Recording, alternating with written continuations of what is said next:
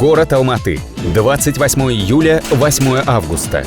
10-й чемпионат Азии по стендовой стрельбе. В стрелковом клубе имени Александра Асанова будут разыграны награды среди лучших стрелков азиатского региона. 300 спортсменов из 30 стран покажут наивысшее мастерство. Будет жарко. 10-й чемпионат Азии по стендовой стрельбе в Алматы.